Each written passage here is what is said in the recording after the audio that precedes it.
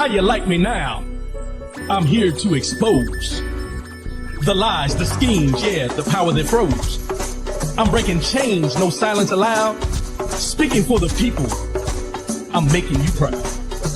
From the streets to the suites, I've been in the fight. Shining through the dark, bringing truth to light. Leadership in action, and the time is ours. Rodney's on the mic, speaking truth to power. Speak on it now, let the truth unfold.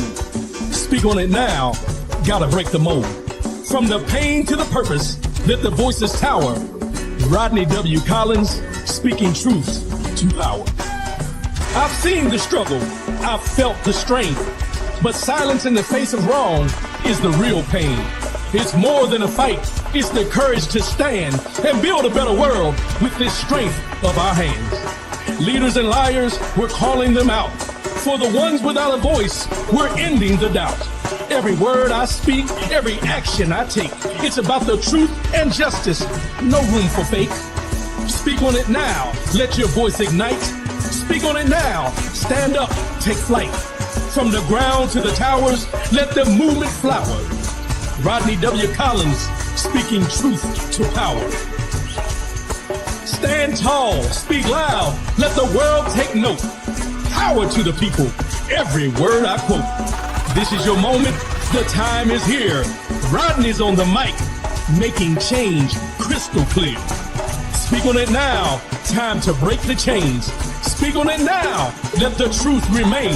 From the silence to the spotlight, let the voices shower. Rodney W. Collins is speaking truth to power.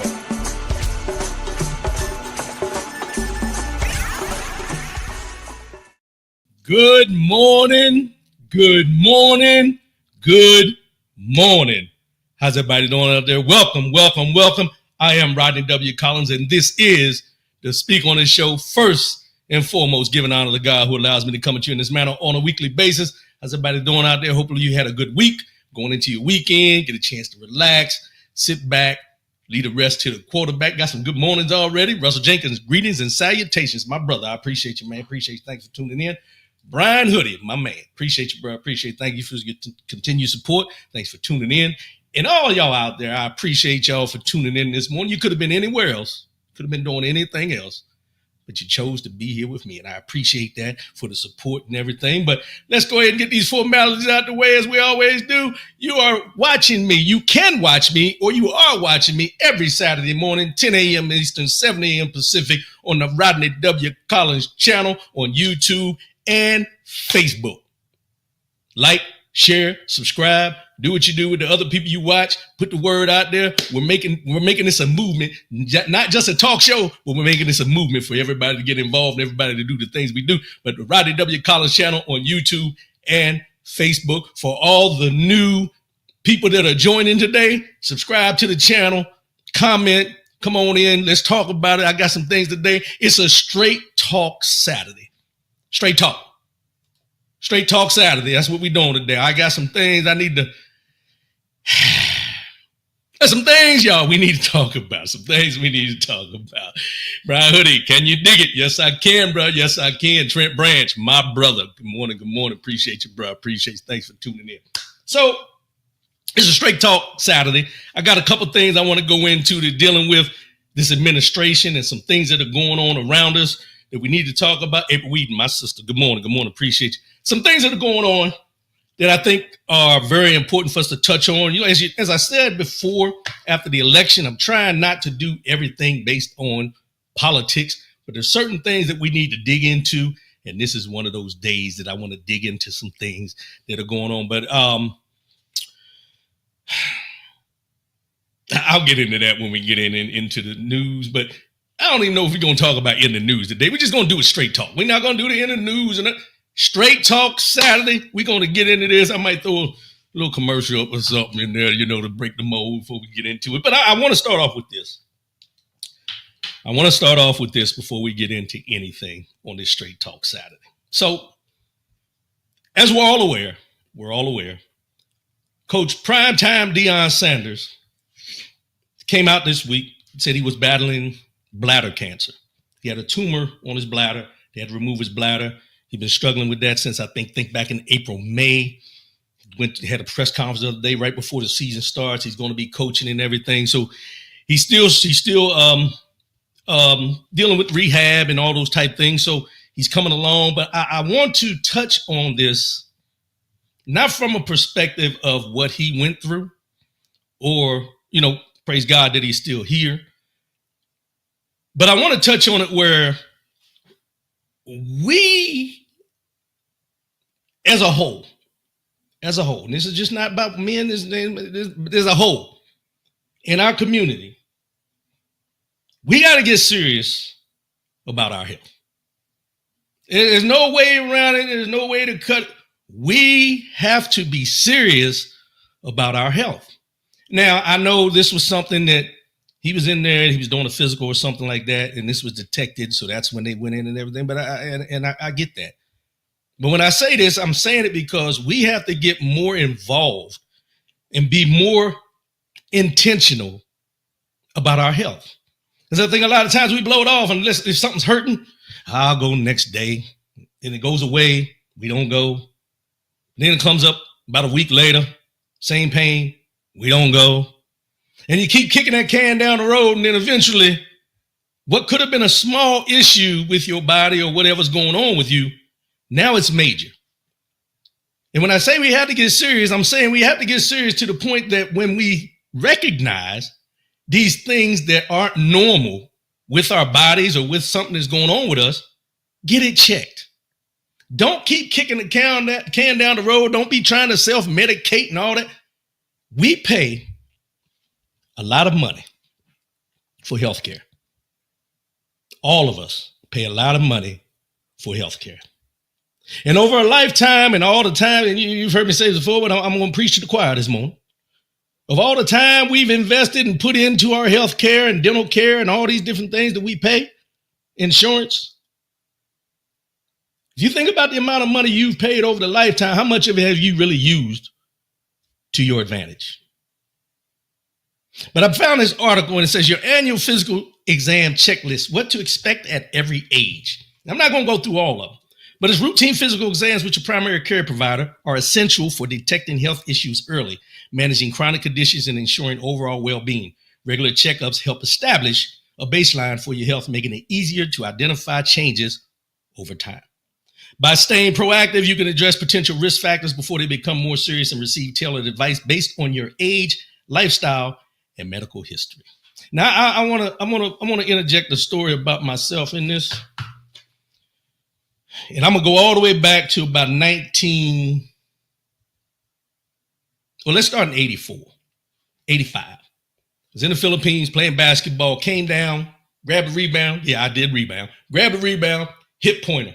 Went to the hospital. They were giving me like the tins, trying to get the sensory to kind of help repair itself. But then I'm going to accelerate from 1985 when it happened all the way up through about 1997, 98. And I was in Aviano, Italy playing basketball. And one of the guys made a comment. They said, "Hey, man, how come every time we get done playing basketball, you walking out of here like Fred Sanford?" You know how Fred Sanford walked, that waddle, He said, "You walking out here like Fred Sanford." I don't think nothing of it. I said, "Man, I just run up and down the court." Fast forward, 2002. I hit knees with a guy playing basketball. Now, mind you, I'm running and everything. I hit knees with a guy playing basketball. Didn't think anything about it. Pain wouldn't go away. Went to the doctor. She sends me up. "Let's get an MRI on your hips and your knees and everything." Go get the MRI. Long story short, my right hip looked like there was an explosion because it was breaking down. It was degenerative, as they say, but it started breaking down. The ball itself started breaking down. Reason I say this is as time goes on, there's things that happen with our body that, we don't know about until we actually get someone to look at it in depth. So all those times that I thought it was just the pain of running all day long and playing basketball and everything, I was breaking it down even more because I never went and got it checked after what happened back in 1985.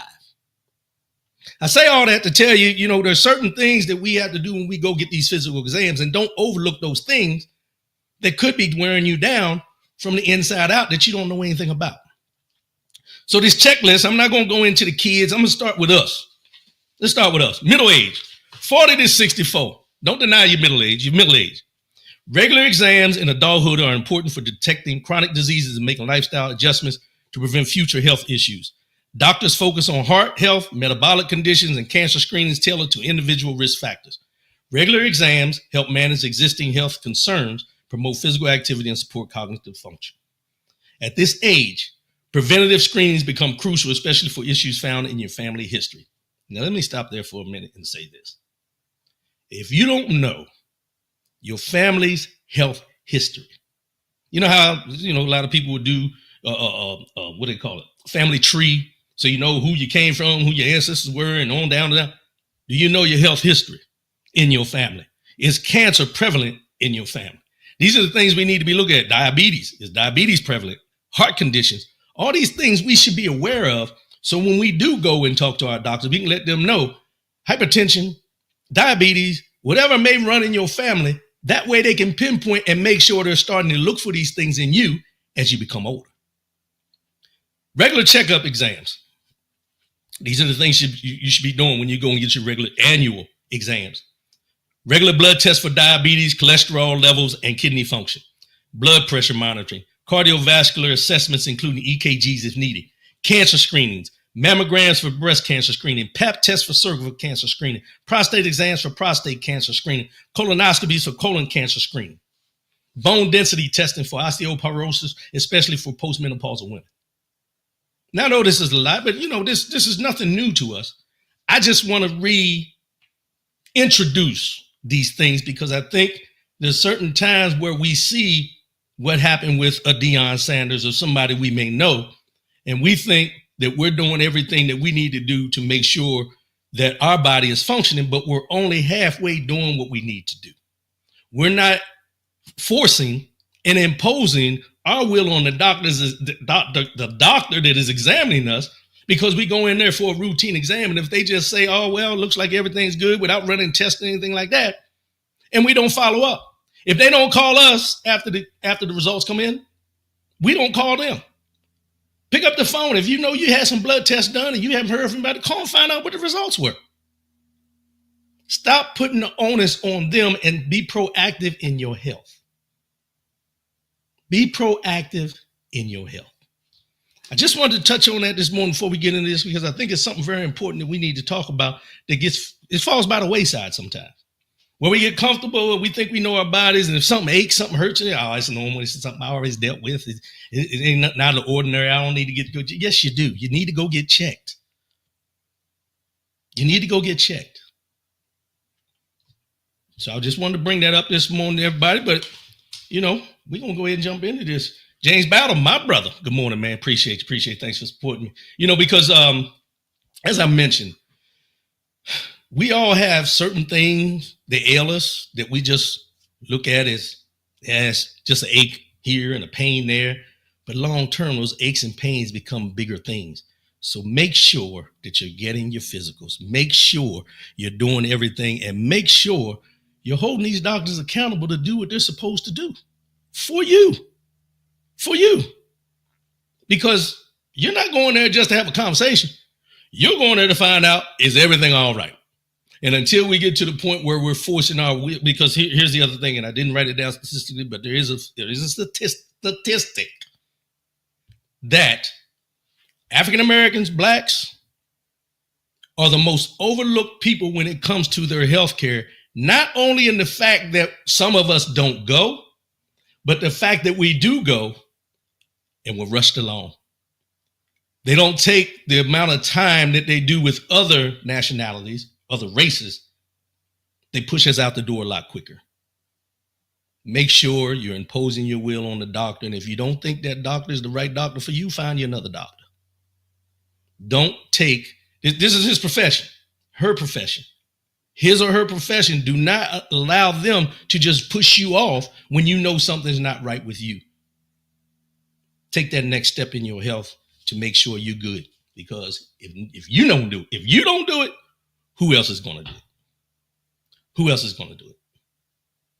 Just want to put that out there this morning after I seen what happened with Deion Sanders and his health diagnosis and everything. But we're going to go ahead and get into this. Let's get this commercial out of the way. We'll be right back. Only the warrior who has faced battle truly knows its cost. Yet it's the spectators who shout the loudest. Everybody's got something to say about your life, but most of them, they've never fought your battles. They didn't feel the pressure. They didn't carry your fears. They weren't there when you almost broke, but didn't. So don't let their noise define you. Don't explain your scars to the unscarred. Respect your scars. They're not signs of weakness. They're receipts of your strength. You're not here for applause. You're here for alignment. Legacy isn't given, it's built. Own the journey. Embrace the power. Live the legacy.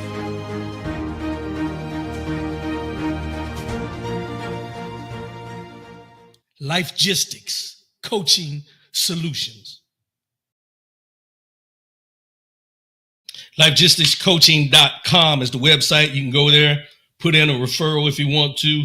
If you need to just talk to somebody, you might have some goals you're trying to achieve that you can't just find your way, or you may need some life coaching, goal setting, any of those things, confidence building, any of those things, I'm available for you. Lifegisticscoaching.com.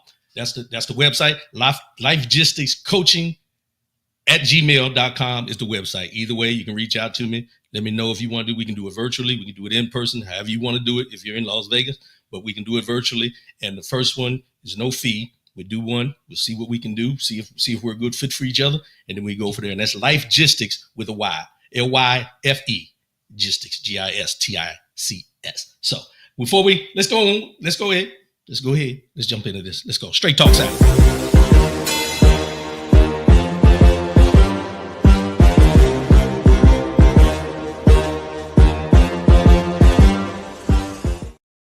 I want to get into this real quick, and I want to talk about specifically something that I've seen in the news this week. Number one, let's start here. I didn't print this out, but I want to touch on this. They are in the process of doing some backdoor things at the VA to privatize VA healthcare for veterans. Keep an eye on this, keep an eye on this, keep an eye on this, because if they privatize VA healthcare, the wait times for your appointments are probably going to stretch out along. You're already waiting a while to get in with the VA. But if they privatize VA healthcare, it's going to be a log jam in a lot of these places. And then the healthcare that you may get outside of the VA, which I will say this, I know some people complain about the VA. I have had no problems with the VA. So if you've had problems with the VA, that's another conversation for another day. But keep an eye on the fact that they're trying to privatize VA healthcare for veterans. Keep an eye on this, because this is something that's going to really affect all the veterans in this country. Now, this article starts off and says, removal of Trump from the Smithsonian impeachment exhibit sparks outrage. The removal of President Donald Trump from an exhibit about impeachments at the Smithsonian National Museum of American History has sparked a backlash. So, you know, in the Smithsonian, they have something, a thing that's dedicated for presidents who've been impeached. There's a specific thing, and I'm going to take this off here because everybody knows it's straight talk now. But there's a specific thing in there that talks about the impeached presidents and who they are. Trump was impeached twice during his first term in office, but in cases, he was acquitted by the Senate. So the House impeached him, Senate didn't impeach him.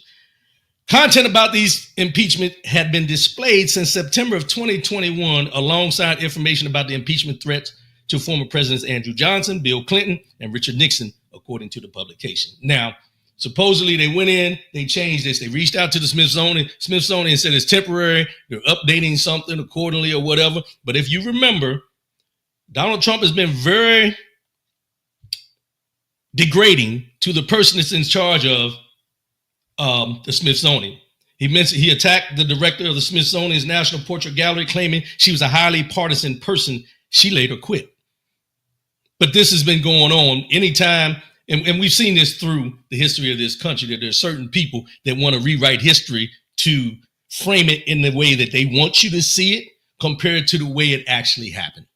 Just like when they talk about slavery didn't happen. The 1619 Project, is all propaganda, and all these CRT shouldn't be taught in schools. All the different things you can think about. This is one at a different level where you have a president trying to rewrite history of the fact that he was impeached twice by the House, relieved by the Senate, but he doesn't want any markings of that in any historical manner in the Smithsonian's in the nation's capital. Should tell you everything you need to know. Should tell you everything you need to know as far as what's going on. And I want to get into this because this one, you've seen me and you've heard me on this show talk many times about Donald Trump, what he's doing to this country, people voting for him to be a president after being convicted as a felon in this country, in our judicial system, amongst a jury of his peers, let's be honest here, that found him guilty. And you've seen him use pardon power to release people who have committed crimes, whether it's against other people or committed crimes where they've taken a bunch of money or where they were found guilty by the Department of Justice, and he's pardoned them now to be able to go walk free, even though the crimes they've done have been justified because they were tried and convicted amongst a jury of their peers. But he is using this Trump pardon power, or the presidential pardon power, to relieve these sentences for those that have wealth, those that can give him something back. Though that quid pro quo that he tried with Ukraine is what he's doing with these pardons, because I guarantee that any one of these people who he's given a pardon to, in some way or another, he's given them a pardon not because he wants them to be pardoned because they didn't do the crime or they shouldn't have been punished. The simple fact is, what can they do for me? And I'm a caveat here before I get into this, but I've seen something the other day where we all know Maxwell, Ghislaine, whatever her name is, Epstein's accomplice, was moved from maximum security prison to a minimum security prison from Florida. And I think she's I don't even know where they moved her to, but she's in a minimum security prison now after they went and talked to her about the Epstein files and so on and so forth. This is the type of things that you're seeing. These are the type of things that we're talking about. But I want to start off and I want to say it this way. You watch a lot of things that happen, and what we realize is a lot of times the figurehead is not the one moving the machine behind them. That guy that's out front is not always the person that is actually, doing the things that they're broadcasting. All right, everybody, I appreciate y'all. She's in Texas now. I'm glad y'all know because I couldn't remember. I'm sorry. Appreciate y'all. Big Al, my brother. Appreciate you. Trent Branch, appreciate you. James Battle, appreciate it. Thanks for y'all for keeping me straight because, I can't remember everything. I know a lot about a lot, but I know a little about a little. So what I was saying was, there's always this figurehead. And I was having this conversation with somebody the other day, and I said, it made me step back for a minute and realize that as much as the blame of what's going on, I can put on the person that we see every day that is in the position to make these things happen. We have to step back for a minute and realize that a lot of these things that are being put into play were all written in the 900 pages of Project 2025. And the authors of Project 2025, the Heritage Foundation, are the puppet masters behind Donald Trump. The authoritarianism started in his first term. And I want you to think about it this way, and I want you to look back. In the first term, when Donald Trump was in office, even the shady things he did or attempted to do, there were guardrails. You may not have liked the people that he put in charge, but these people had some certain amount, a small amount, of integrity of the things they allowed him to do and the things they pushed back on what he was trying to do. You can talk about Mattis, you can talk about Barr, you can talk about all these different people that were in these positions. But I'll ask this question before we go any further. Where are they at now? Where are they at now that served in his administration at that time, knowing that he was trying to do these things? But where are they at now that he's doing these things that he was trying to do then that are written in Project 2025? But I digress. Let's move on. When I say that these people in Project 2025, the Heritage Foundation, are the puppet masters behind him, they found the perfect person to put out front. He's an actor. Let's not forget this. Most people know Donald Trump from The Apprentice. From The Apprentice. A lot of us don't know him as a good businessman because he wasn't. All the bankruptcies. We don't know him as a good husband. All the divorces, cheating, chasing after young women, talking about his daughter in a way that he was lusting after her. All those things we know. But the machine behind him is what we need to be concerned about. Because everything that they're doing now, whether he died, and I don't want to put this out there now, but if he's gone tomorrow, everything that's being put in place will still be there. The only thing about it in history will be written that it was under Donald Trump's administration. So I want you to think about all these people in the back. You know, as in the Wizard of Oz, they said, don't pay attention to the man behind the curtain. Remember when the curtain moved back? When Dorothy was up there talking to the wizard? Don't pay attention to the man behind the curtain. Behind that curtain is a lot of people who are invested in what happens with these things that are going on because they all benefit from it. They all benefit from it. Trent Branch, the guardrails are gone now. Yes. And the guardrails we thought were there, they left even during the first administration. Why? Because a lot of them resigned. He fired some of them because he wasn't able to do the things he wanted to do then. But over the 4 years after he left office, Deborah Harris, good morning, appreciate you. The 4 years after he left office, these people have been preparing for what's going on right now. And I want you to think about this. This is just not a 4-year plan of what they're putting in action now. Project 2025 has been something that people in this country of that ilk have been trying to impose on us year after year after year. And you can go all the way back to Reconstruction, Jim Crow, all those things. But the guardrails we talk about were there because you had some people that were in positions that had some sense of integrity, doing the right thing even when nobody's looking. But you don't have that now. So when we talk about this authoritative state that we're in or that we're becoming, it's not all built around the person that's the figurehead. Mind you, they have the best figurehead they got because he has racist tendencies. I don't want to call anybody racist because I don't know their heart. But he has racist tendencies against people. Everything that's been enacted about the deportations and stuff has been something that they've been wanting to do in this country for many years. This is not something new. The white nationalists, white supremacists, the evangelicals, all these people have been wanting to put this stuff into play. They just didn't have the right figurehead to be able to do it. Because let's all be honest. Let's just step back for a minute and be honest with ourselves. We have heard Donald Trump talk.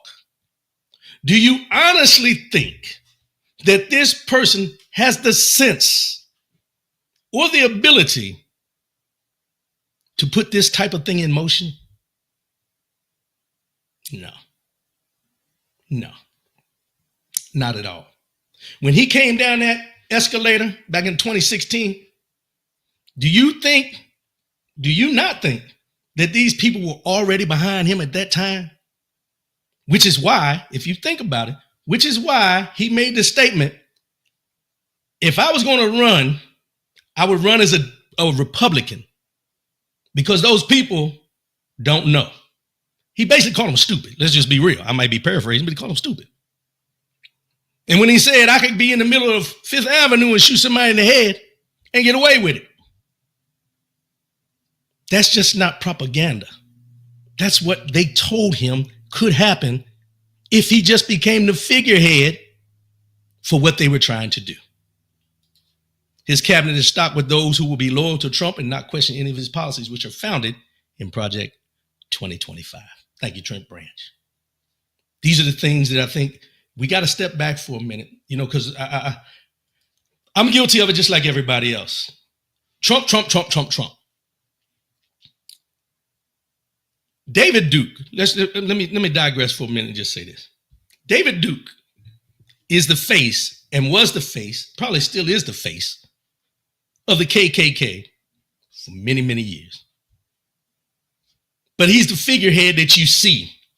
He was the brash one they put out front. But who do you think were the mechanisms behind him in order for him to be able to put people in terror in the places that they were in?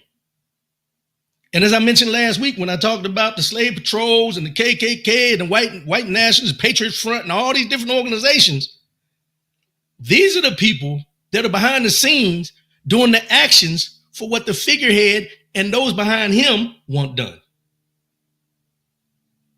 So when I bring up and I say, and people get offended when I say, you know, these white nationalists, white supremacy evangelicals, and these ICE agents are your everyday policemen, your sheriff in your town, the person sitting on a board,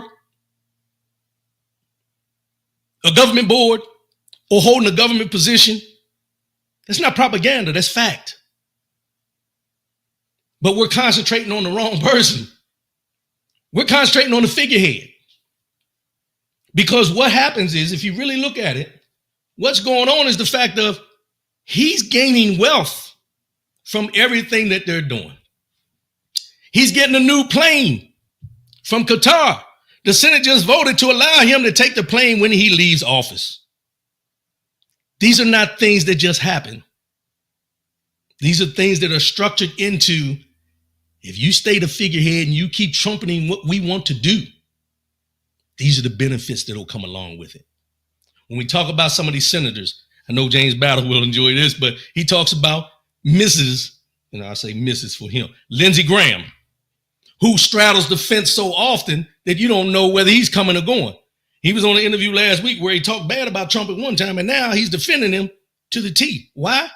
Because he told him what money he could make off of what they're doing. See, this is bigger than just him.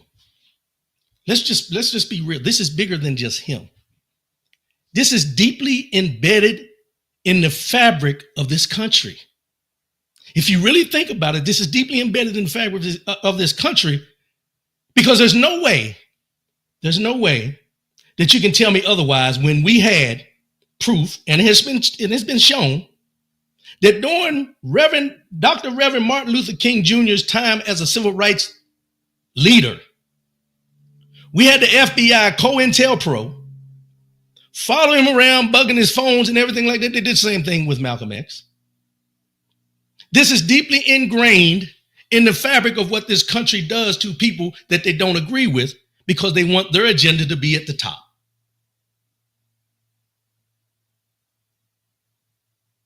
But the puppet masters, Trent Brand, systematic. Just like we talk about the justice system. Systemic racism in this country. Case in point. These things are here and they haven't gone anywhere. They're just being done in a different manner. Racism, oppression is still here. It's just done by different tools, using different ways. Everything, and I want you to really think about this. Everything that has been done to, or what African Americans in this country have not been able to accomplish due to systemic racism, is not something that just happened by chance. It's something that was embedded in here to keep us at a certain point, because the oppressor wants to keep the oppressed oppressed. Which is the reason why, if you think about it, why is this big push, or why was this big push out the gate when this administration took over? The elimination of DEI. Why did this administration out the gate go to the point of to get this and say deportation like this? They want a white America. They won't say it. They won't say it, but the levers behind this man want a white America. That's it. It's right in your face now. Yeah, there ain't no hiding no more. They're not hiding. And I said this many times before, and I'm going to say it again. They're not hiding behind sheets anymore. They're hiding behind Project 2025. But nobody wanted to read Project 2012. He ain't going to do that because he told you he wasn't going to do it. No, he wasn't going to do it. They were doing it. He's the figurehead. He's the figurehead for them to accomplish anything and everything they wanted to do. People can talk about, and I'll just put it this way, that you can really understand where I'm going. When George W. Bush was in office, his vice president was Dick Cheney. We all talk bad about George Bush, about he wasn't this, he wasn't that. George Bush, as president, was a figurehead. Dick Cheney was the president of the United States at that time. If you don't believe me, go back and look through history and look at the things that were done and tell me that the war hawk that Dick Cheney is, when he was Secretary of Defense under Reagan or under Bush, one of the two, his father, all about war. So it's ironic to say that we went to war in Kuwait. We went in Kuwait for Iraq because this war hawk wanted that. There's still debates about whether 9/11 was an inside job. But they don't talk about that. Because there's certain things that we have to look at in a broader perspective. When you see that person standing in front of you, look and see who's behind them. Just take, try to see, is that the only person standing here or what's behind that person? Because most of these people are figureheads. I'll give you a promise. We don't want to admit it. We don't want to talk about it because he's one of ours. Barack Obama was a figurehead. I said it. He was a figurehead. You can get offended if you want, but let's just be real. The things that were done and being done behind the scenes put him in the position he was in. They put him there to draw us in. They put Donald Trump there to draw those white nationalists, racist, supremacist people. They drew them in. You have to think about, how did this person become president in the manners that he moves and in the way he moves after we had an African-American black president for 8 years. This doesn't happen by chance. You know that old phrase, we were playing checkers while they were playing chess? Yeah.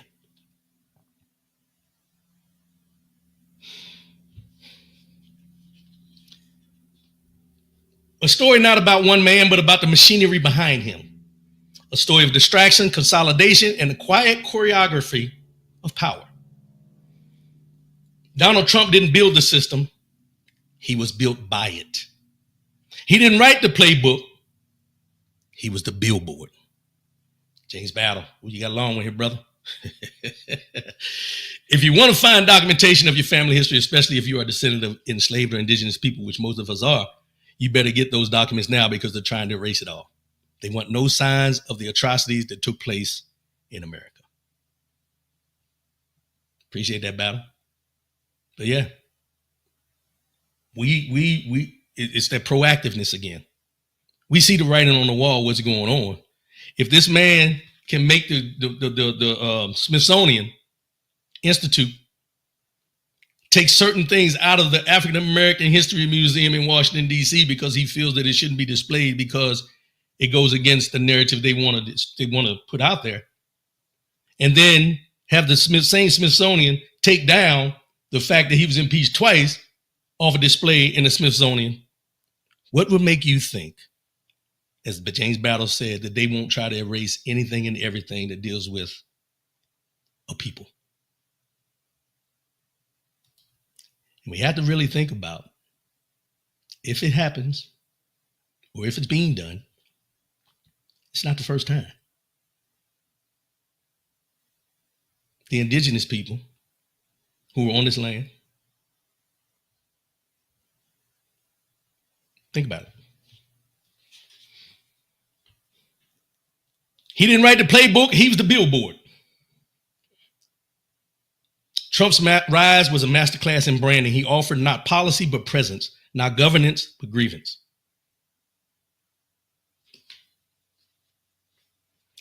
And then while the nation debated tweets and tantrums, the machinery of wealth was recalibrating. And this is what they did behind, in our faces while we were concentrating on other things. The 2017 Tax Cuts and Jobs Act delivered an average cut of $60,000 to the top 1%, compared to less than $500 for the bottom 60%. The law added $3.4 trillion to the national deficit over a decade. It permanently slashed the corporate tax rate from 35% to 21%, with no evidence of wage growth for workers earning under $114,000 a year. Medicaid cuts and new work requirements are projected to leave 10 million Americans without health coverage by 2034. Let me read that one again. Medicaid cuts and new work requirements are projected to leave 10 million Americans without health coverage by 2034.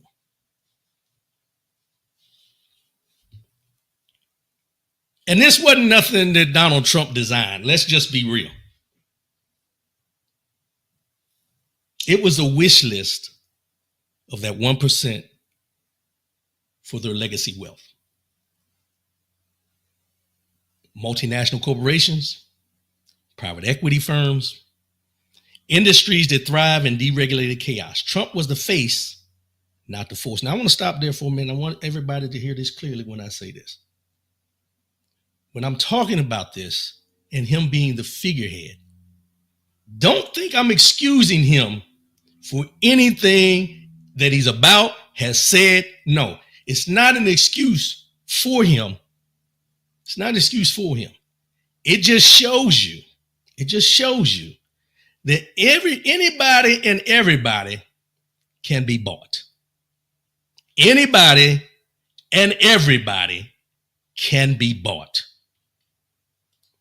To add to Bro Battle, please, if you are in Montgomery, Alabama, visit the Legacy Museum. If you're in Montgomery, Alabama, visit the Legacy Museum.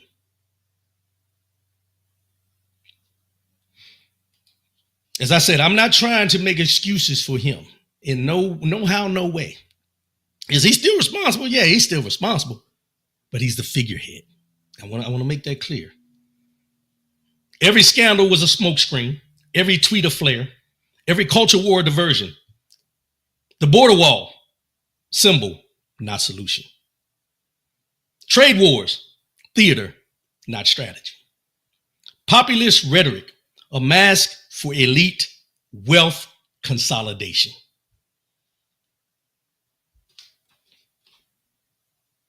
Meanwhile, deregulation swept across energy, finance, healthcare, and tech. Deregulation,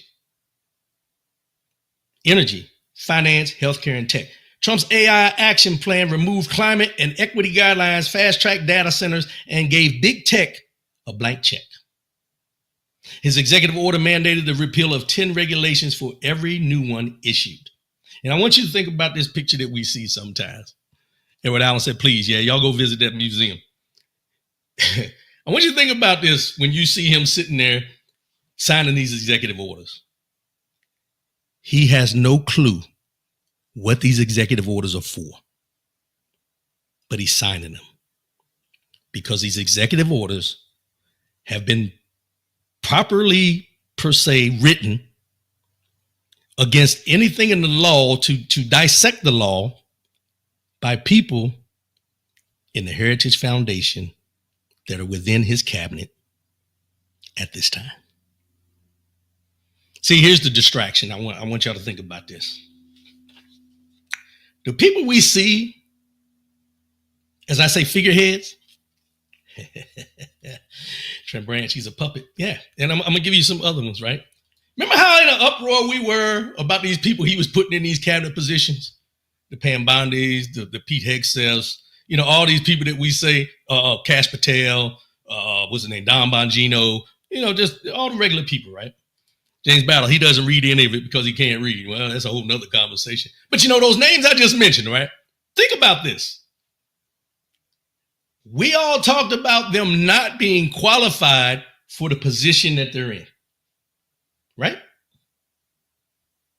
Because they, as well as him, are figureheads. Because I want you to think about this. While we're concentrated on the fact that these people aren't qualified, while we're looking at them and it's like, oh, these people ain't qualified. They don't know what they're doing. They ain't this, they ain't that. All the work is being done behind us because we can't look back and look forward at the same time. The DOJ with this Epstein stuff, that's a distraction for something else going on. Now, mind you, if it comes out that all these people were involved with Epstein and all that kind of thing, hey, then it comes out. But if you're hanging your hat on this is what's going to take Donald Trump down, put your hat back on your head. Don't take it off, get it off, put it back on your head. Because we've seen this too many times. The mechanisms to convict him of anything have already been put in place, so it's overlooked by us because they're not going to hold him accountable. Right, Hoodie? But they can't silence us from teaching the next generation. No, they can't. They can't. They're going to try, but they can't. And while we're complaining about them taking books out of schools and everything like that, buy the books in your house. Put the books on your shelves. Gift the books to your children. Gift the books to your nephews, your nieces. Educate them on your own. Don't expect the schools to do it. We've relied on systems to do the work that we need to do for so long that we can't adjust, or we seem not to be able to adjust when these things happen. Think about it. And I want you to think about this. Our ancestors, in spite of everything that was going on, persevered. With the thought that by doing what they did in order to read, write, and everything, they could have been killed. But they persevered. They kept pressing on. Robert Osborne, what's up, my brother? Appreciate you. His followers will and are blindly following him no matter what. Exactly. Because they don't look and they're not paying attention to the man behind the curtain. And I'll say that the structure and the people behind the curtain, they don't want to talk about. When you bring up Project 2025, them people like it don't even exist. They act like it don't exist. Because they've never opened it up to see that everything that's being put in place right now was written in Project 2025. But it was put out there as a distraction. If you really think about it, it was a power move. Put it out in broad daylight, them people ain't gonna believe it. Because we got our figurehead out there saying, I don't know nothing about Project 2025. And they believed him. I don't know anything about what Jeffrey Epstein was doing. And they believed him. Trent Branch, systems are failing us or are being corrupted. I would say systems have failed us long ago. But the way they're being corrupted now is the new Jim Crow. I'll put it in that text. The way the systems are being corrupted at this point is the new Jim Crow. Is the new Jim Crow. Because here's what we have to realize is that in the broad sense, and I've said this before, the systems that are in place were never for us or people that look like us. Those systems that were in place in this country when it was at its inception were not there for us. So whether they're being corrupted or whether they're failing us, yeah. James Battle, the scariest part is how it has infiltrated the military and the courts. Yeah, but here's the thing, Battle, and I'll say it this way. It is scary, but the thing is this, if you look at and you pay attention to every country that has a dictator, what do they control? Their main focus is to control the military and the courts. Because if you can control the military power to implement martial law in a country, that's most of the power. But if you can also control the courts, that anything and everything that you throw that people want a lawsuit or sue you against, and the courts say you don't have any standing to do that, what do you have? There's no checks and balances anymore. And that's where we're running into. There's no checks and balances. You know,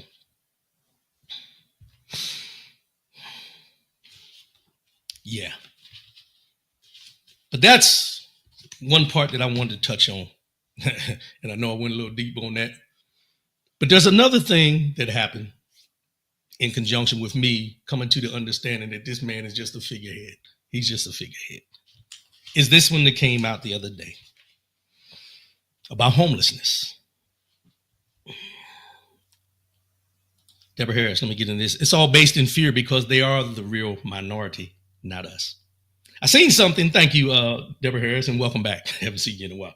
But I want to say this because I seen something the other day that said that Miller, you know, the white nationalist that works with him, said that he had a number, and I can't remember what the number was, but he wanted the United States to only have a population of so many millions of people, but he wants them to be all white. And I'm going to find that and I'm going to post it. But that was his quote, something along those lines. And I can't remember exactly what he said, the number. But his focus is to dwindle the United States down to a certain number, the United States as a whole, and it be all white.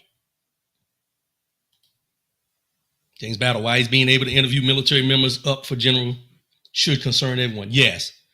And that goes back to the dictators I talk about, because if you look at it, we've heard and we've seen different reports where Kim Jong-un, North Korea, when something happens, we'll get a report or we'll see a report where a top general hasn't been seen in a while. And what we find out later on is Kim Jong-un had him killed because he didn't follow what he wanted him to do as far as that loyalty test that Donald Trump always talks about. So yeah, should it be concerned about these generals? Oh, of course. Anything that's happening, we should be concerned about. But when you start talking about the military, it's a whole nother level. Because now when you have the military policing, whole nother level. And that the National Guard being sent to LA, as I said about January 6th at the time, trial run. What can I get away with? Let's throw it out there and see what happens, and then we'll adjust from there. But the executive order on homelessness. Trump Brand is absolute. Deborah Harris sounds like Hitler. Sounds like Hitler, Kim Jong-un, Stalin. I mean, you can go down the list. And, you know, this is, thank you for that. But this is where I think we have to go back and look at history and understand that the people, when we say Hitler or we say Stalin or we say these people that are dictators, there are people in this country. There are people in this country that idolize those people. They idolize those people because it's about having power. They ain't worried about nobody else. They think if they have money, they own the power, and that you or me have to show them respect because of that. And they look up to these people. They idolize these people. They read, like Pete Hegseth. He got these tattoos on his arms that correlate to the Hitler regime. But he's Secretary of Defense. Talking about running for governor of Tennessee or something like that. These are the people that we have in place that are puppets for the master class, that the ones behind the curtain are putting them there for the visuals. But all these things that have been put in place are strategic. Just like during slavery, just like during the Declaration of Independence being signed, everything, all this stuff is strategic. It's in the soil and the fabric of this country. And people will get mad when we're talking about this, and I tell them all the time, I said, just because I recognize what the faults are with this country doesn't mean I don't love this country. But just because I love something doesn't mean I have to love everything about it. I think that's where the confusion comes in, because you got some white folks Let's just be real. White folks in this country that feel if you say something bad about the United States, you don't love them, especially if you have melanin content. But it's not the fact that we don't love this country. Yes, we love this country, but we don't love everything about this country when it comes to the way we were treated in this country. Our ancestors are treated in this country and today. So when we see these people being rounded up off the street and put in these camps and jailed, and just because they may have overstayed a visa or because they committed a crime here, even though they did everything to become a citizen, we see history in this. You know, when people was, back when we were younger, and I know a lot of us heard it. Let's just be honest. Go back to Africa. I ain't never been to Africa. But the mindset of these people is, if you're not white, you shouldn't be here.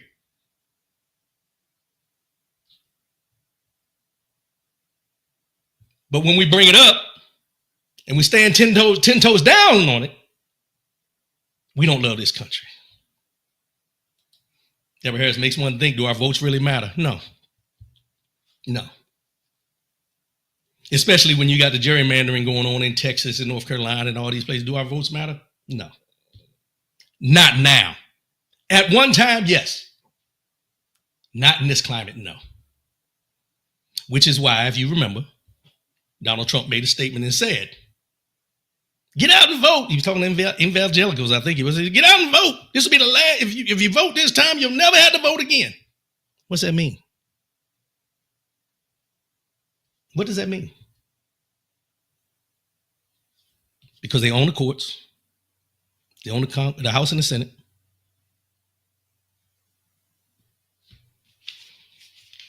But on this homelessness, this executive order will disproportionately affect Black Americans.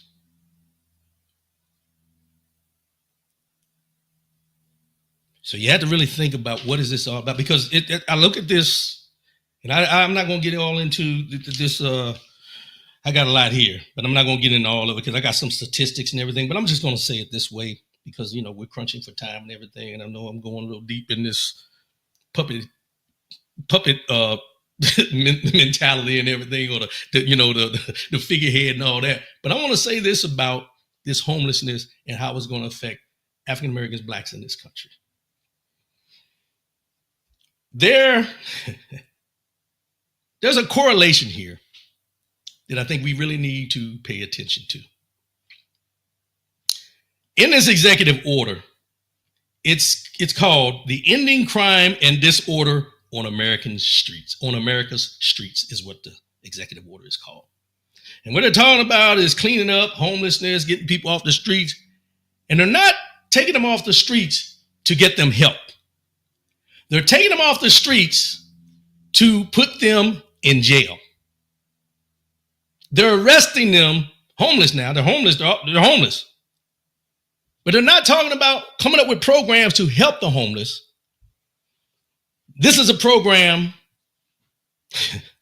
to criminalize being homeless. Now, I want to correlate this to something that we all can relate to, that we know about, that was prevalent back in the 80s and a little bit into the 90s. You remember the crack epidemic that was going on in our neighborhoods, in our communities?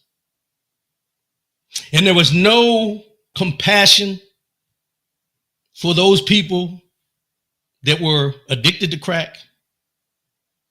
But they came in, swooped in, and during the crack epidemic, more people were sentenced to jail time than they were given opportunities to heal from their addiction.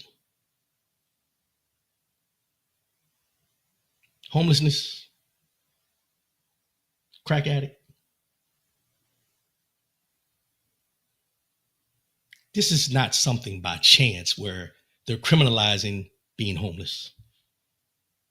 It's in the same manner as they criminalized being a crack addict or being a drug addict as a whole. Because we can go back in history, and what makes me think about is during the movie American Gangster. Frank Lucas during that time, all the people on the heroin. They weren't given opportunities to heal and break their addictions. They were sentenced to jail time because of their addictions. Then we had the crack epidemic, which was the same thing. And now, people that are down on their luck, have lost their homes, have nowhere to go, and are on the streets are going to be criminalized rather than having compassion and trying to figure out a way to take care of them. And mind you, statistically, and I'm not going to get into it, I got it wrote down here somewhere, but I'm not going to get into that. But statistically, there are a lot of homeless veterans in these streets. A lot of homeless veterans in these streets that are going to be criminalized because they're homeless, no matter what they did to serve this country, protect this country, and probably most of them, and I don't want to pigeonhole anybody, but I'll go out on a limb from some of the statistics I read in the past, that most of these homeless veterans suffer from PTSD from the things they've done during their time in service. And rather than looking with compassion to try to heal these people, we're going to criminalize them because they're homeless.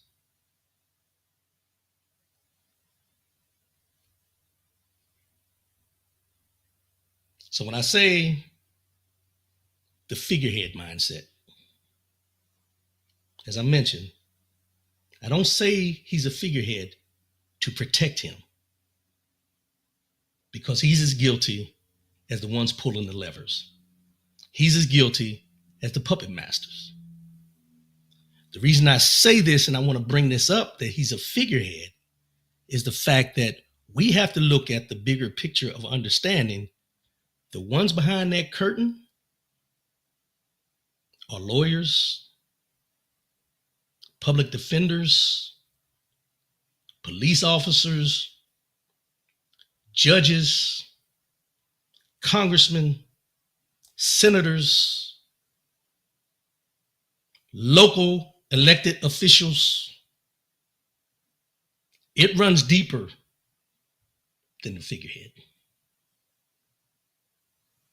So when we're talking about, as Deborah Harris mentioned, do our votes really matter? When you talk about the gerrymandering and the changing of district lines and all these different things, these things are systematically done by the figureheads. I mean, not by the figureheads, but by the puppet masters behind the scenes to put figureheads in these positions.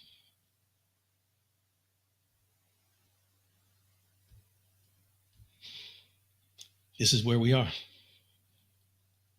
So my only thing that I want to leave you with this is to say this. From now on, going forward, when you see this man in front of the TV talking whatever you're talking about, because most of the time it ain't on topic anyway, just remember, there's a whole machine back there that's operating consistently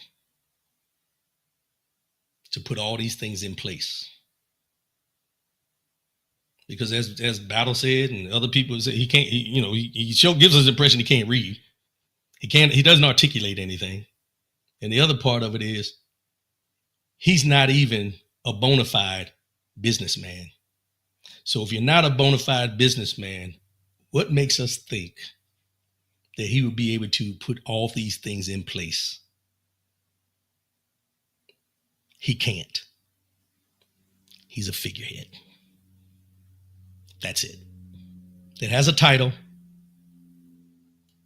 has a White House, and has a big movement behind him as the figurehead of white nationalists, white supremacists, evangelicals who call themselves Christians in this country.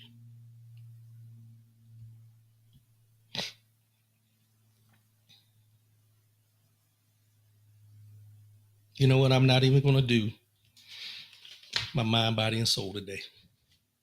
I'm going to leave it on that note and just know that this man's a figurehead. Now that we know this, what are we going to do? What do we need to do? Where do we start? What actions do we need to be taking against the machine rather than just looking at the individual?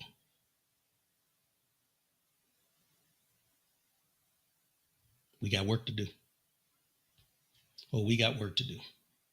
For sure. For sure. Robert Osborne, blessing my brother. Stay strong. Appreciate you, bro. Appreciate you and everybody out there. Make sure, stay strong. Nancy Obing, thanks. Love you. Love you too, Nancy. Nancy Ann. Appreciate you for tuning in. Just know that these things that I talk about on here each week, these things that I talk about, Deborah Harris, what we need. We need mind, body, and soul. All right. I'm going to give it to you because, normally I just go ahead and go. But since you requested it, I'm going to go ahead and do it. But I'll close out on this. We have to understand that when these things are happening, most of the time and in everything, there's a whole machine behind these things. And we have to be understanding that that's what this is all about.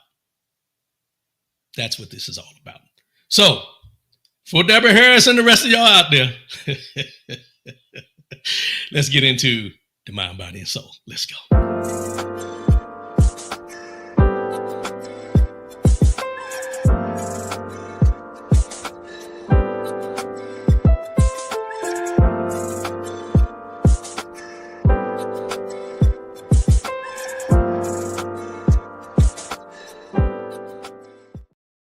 Mind, body, and soul. Mind, body, and soul. It's the year 2025. We're dealing with the 3 P's. Purpose, power, and possibility. Purpose, power, possibility. And Deborah Harris, you got me on this. You got me today. But I appreciate it because you know what?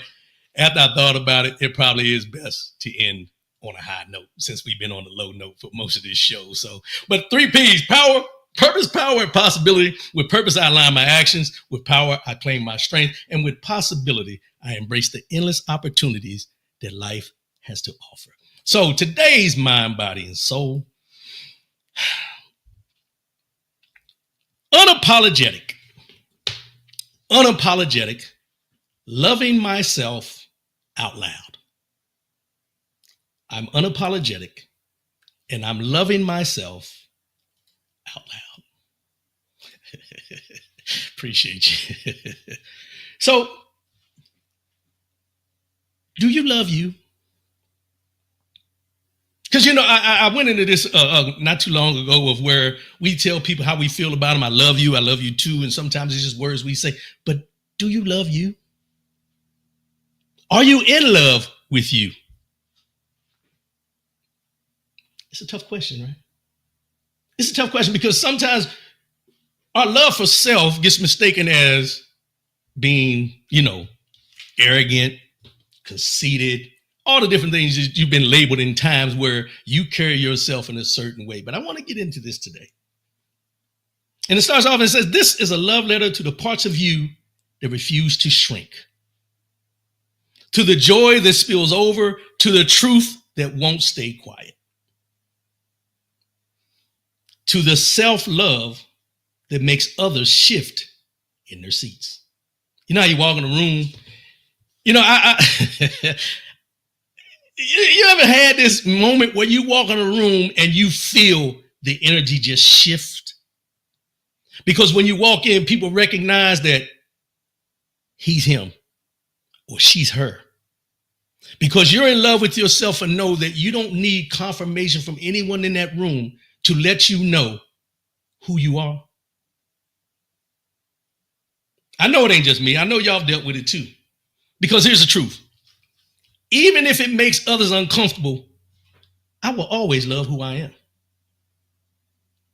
And that love is sacred. That love is disruptive. That love is legacy. And when you ask yourself, why does my self-love make people uncomfortable? Let's sit in that for a minute. Why does your self-love make people uncomfortable? Because we live in a world that profits off your doubt. A culture that's built entire industries on your insecurity. When you love yourself fully, loudly, without apology, you break the contract that they have to hold you down. You stop asking for permission, you stop performing for approval, and that shakes the hell out of people. When you are unapologetically you, it shakes people to their core. Why? Why is that? I ask that question because I don't have the answer, but why is that? Your confidence in yourself, your belief in yourself, your love for yourself, it shakes systems. It shakes relationships built on your silence. It shakes narratives that said you were too much, too black, too bold, too broken. Your self-love is a mirror. And not everyone, your self-love is a mirror that everybody ain't ready to look at. Because they don't see their reflection in you. For Black folks especially, self-love is just not personal, it's political. It's ancestral, it's reparative. We were taught to survive, not to shine, to endure, not to celebrate, to be grateful for crumbs, not to demand the feast. Let me repeat that because I think somebody out there today needs to hear this. We were taught to survive, not to shine, to endure, but not to celebrate, to be grateful for the crumbs that are given you, but don't you dare demand the feast. See, that goes into that, do I or should I have a seat at the table? Every table is not for you. Build your own. So when we say, I love who I am, we're not just affirming ourselves. We're rewriting the script. We're honoring the ones who couldn't say it out loud. Remember? Say it loud. I'm black and I'm proud. And there was a whole big kerfuffle. I'll use that word today. A kerfuffle about that when it came out. Because how can you be proud of who you are and love yourself with everything we've done to you to let you know you're less than? And you still feel that way about who you are, even though we've made you feel less than.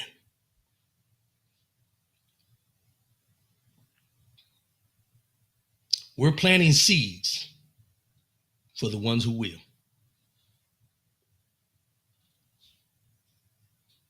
And I'm sure everybody out there has a story of when they made just your presence made someone uncomfortable. And what'd you do with that discomfort? More than likely, you tried to make them feel comfortable because you seen they were uncomfortable with who you are. Don't do that no more. Don't do that anymore. Deion Sanders says a phrase that says, and I don't want to paraphrase it, something to the effect of, don't let my confidence invoke your insecurities or something to that extent, but let those people be insecure. That's not your problem. Loving yourself enough to know who you are and how you walk and how you talk and being comfortable in your own skin is not your problem. That's their problem if they are uncomfortable with you being in love with yourself. Let them suffer being uncomfortable when you're around. Stop trying to placate to them and make them, hey, how you doing? Don't even speak to them. You know how they feel about you. Stop that. I said it. If you're near a mirror, or the next time you're near a mirror, I want you to do this.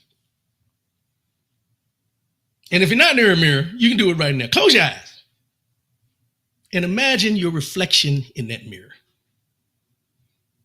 And I want you to say this out loud. I'm not too much. I am enough. I am worthy of love that doesn't ask me to shrink. Even if it makes others uncomfortable, I will love who I am. Stop silencing yourself. Stop minimizing yourself. Stop shrinking yourself to make other people comfortable with who you are. We were all created for greatness. If those people haven't tapped into their greatness, that's not your problem. That's their problem. If you love yourself enough to know that you have greatness in you and you walk in that greatness, why are you being apologetic to those who have not tapped into theirs? That's not your problem. Stop.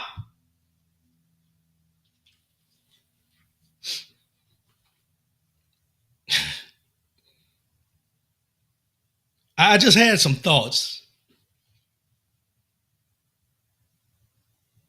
while I'm talking about this.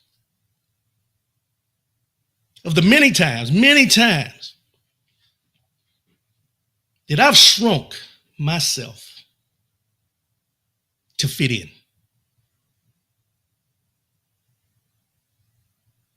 And it hurts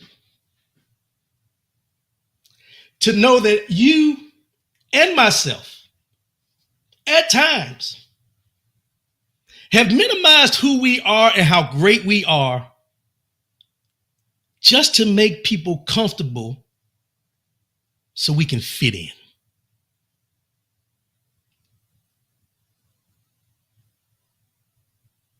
And by doing that, you've just put yourself in a self-imposed prison. A prison with walls that you've created because of them being uncomfortable with who you are. And you don't realize these things until you grow. And when I say grow, I'm not talking about grow to be old or grow. I'm saying it in the fact of when you grow to the point of you're comfortable with who you are, your flaws, your wrongs, anything you've done in your life, the people that view you for everything you may have done wrong that they see wrong, but you're still walking around with shame because they know what you've done, but you haven't learned to accept and apologize to yourself. That you go into these rooms and because you know that they know the things that you've done, you shrink to make them feel comfortable so you can fit in.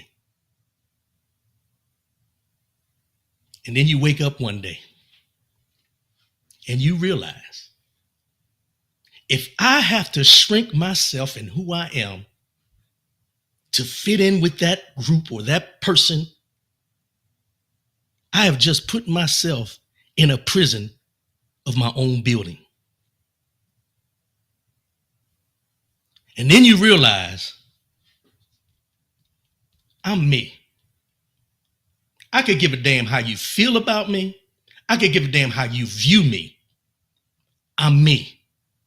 And I wasn't put on this earth to make you comfortable. I was put on this earth to reap the benefits of the greatness that has been instilled in me and walk in that light to let people know I am who I am, and I'm not going to shrink for other people just because you want me to shrink so you're comfortable. To hell with that. My advice today is I want you to look at yourself in this manner. I want you to go forward today, and from this day forward, every room you walk into, I want you to make everybody who may know you or don't know you as uncomfortable as possible just by being present. I want you to let your light shine. I want you to stop diminishing who you are to make them comfortable and start making yourself comfortable and walk in the greatness that has been bestowed upon you. See, we only get this ride one time. And if you continue to keep minimizing who you are on this ride, then you really ain't riding. You're just going through the motions.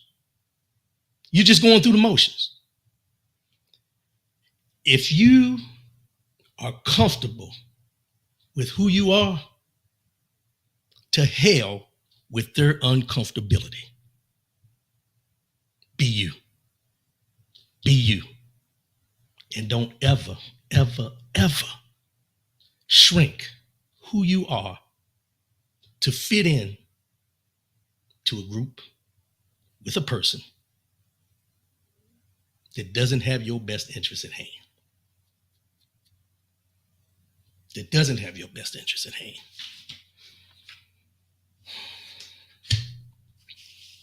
Loving myself out loud.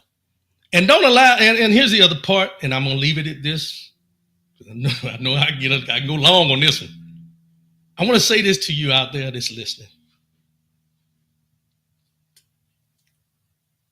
Arrogance mistaken for confidence, or confidence mistaken as arrogance, says more about the person who feels you're arrogant than it does about the way you carry your confidence in who you are. Stop allowing people to look at you and think because you're confident in who you are and what you bring to the table or what you bring in that room is arrogance. Because if I'm just being me and you mistake that for being arrogant, that says more about you than it does about me. And stop holding on to that.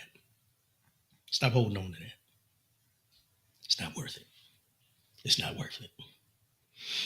Deborah Harris, every table is not for me. I will build my own. Amen. Whedon, amen. D-Mac, my brother. Appreciate you, bro. Say it loud. I'm black and I'm proud. Great show. And where's the affirmation today? Appreciate you, bro. Appreciate you. Oh, your phone call. We need to holler. Deborah Harris, appreciate you. Trent Branch with the pound. I appreciate y'all. Deborah Harris, thank you, brother. No, thank you. You know what? I wasn't going to do the mind, body, and soul, and you convinced me to do it, and I'm glad you did, because now I feel better. I feel better about how I'm going to go through the rest of this weekend, and I appreciate that. Thank you very much. Trent Branch, appreciate you, brother, and your platform. Great show, brother. I appreciate it. And I appreciate everybody for tuning in, whether you're a long-time listener, first-time listener. I appreciate you. I appreciate you. I appreciate you. Like, share, subscribe. Do what you do with all the other shows. I'm going to continue to do what I do here. And this is a movement, man. This ain't just 13 years of me getting on here talking. This is something that I always say, if I get one person to think differently than they did before they turned the show on, then I'm doing what I'm supposed to do. And I appreciate y'all for coming in every Saturday morning, because you could be anywhere else, but you chose to be here with me. So I appreciate y'all. I love y'all. And I'll be back again next week. Same bat time, 10 a.m. Eastern, 7 a.m. Pacific on your dial, Facebook, YouTube. Share, like. I'm going to chop some of this up, probably that last part of the mind, body, and soul to send out. So make sure you share it once you see it on the Facebook pages. I appreciate y'all. Brian Hoodie, I appreciate you, bro. Thanks, man. I love y'all, and I'm out, and I'll see y'all again next week. Oh, I almost forgot. Y'all say it with me. Always before I sign off. What's that? What we say? Love yourself, love one another, keep your head up, and most definitely, keep your faith in God. He's never left you nor forsake you. I love y'all, and I'm out. See y'all next week. Peace.